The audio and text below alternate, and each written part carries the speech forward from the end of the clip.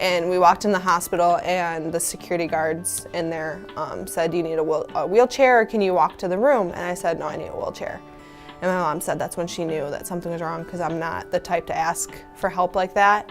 So I just knew I couldn't make it. So then she said that's when she knew that something was really wrong. Myself and actually my assistant Val, we were on our way to Columbus for a tournament. And we were almost there, and we got a call from Sarah Hartley, our shortstop. And we could not understand her on the phone. She was very emotional and crying, and I said, "We got to pull over right now, something bad has happened." Early in October, after a few days of not feeling well, Oakland pitcher Erin Kownacki finally went to the hospital. They did an MRI, and the results were not good.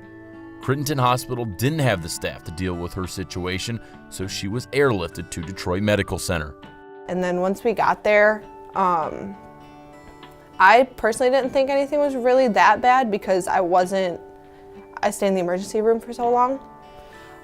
But they did a bunch more tests. They looked at all the scans and everything, and they said, yeah, she needs to stay here, because if anything were to happen, if I could have stroked out at any minute. They said, we need you to be here so that the doctors can pull you into emergency surgery if we need to. She had a massive blood clot in her brain, and it was too dangerous to operate on. The radiologist, she pulled me out of the machine and she said, "Have you seen your original scans?" And I said, "No, they never showed them to me." And she goes, "Normally I don't do this, but you need to see this." And she showed me the original one, and it was pretty much from here all the way back, and then it kind of curved over here. That whole area was all clotted.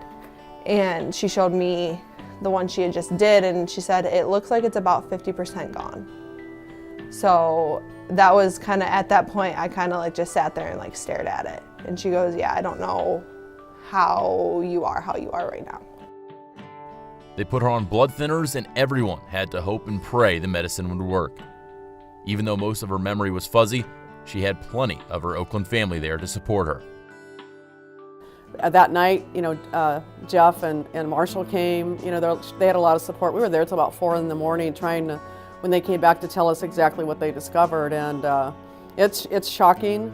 It sure gets if you've lost your priorities, it sure brings you back, back to earth. Coach Baird and Coach Cup were in there they came quite a few days. They would just sit there, even if I was sleeping, they'd sit there with my mom and talk to her.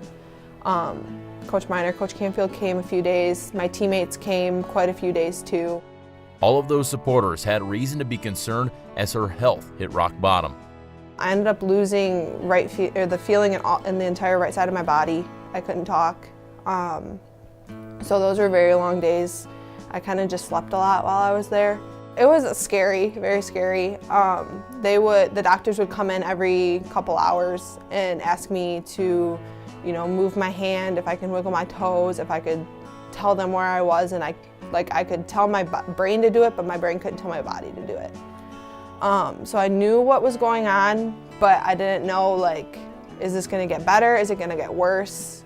Sunday night we were blessed because, her mom said Erin was able to lift her right arm and give the thumbs up, so we at that time knew the medicine was starting to kick in and take the swelling down and so forth, and it was, we were all feeling very blessed at that time.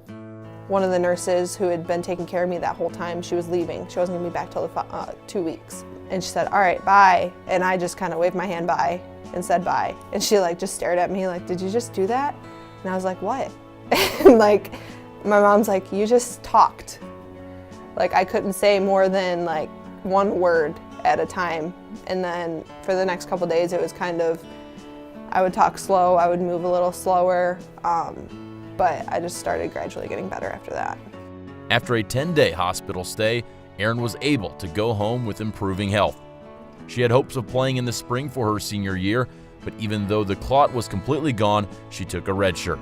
But after persevering through all the adversity, the 2015 Horizon League Pitcher of the Year will be back in 2017 with a new outlook on life.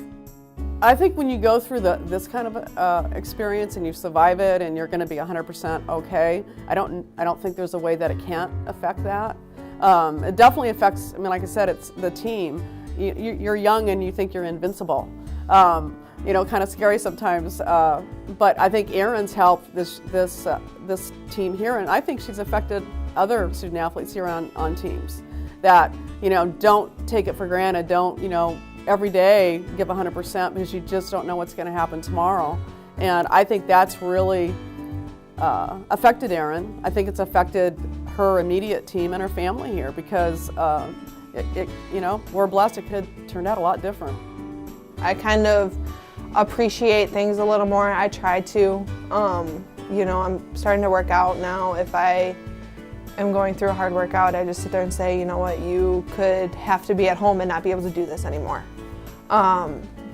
You know, whenever I'm at practice, I just kind of sit there and say, you know what, it's coming next season. You know, this summer you'll start doing things like that again.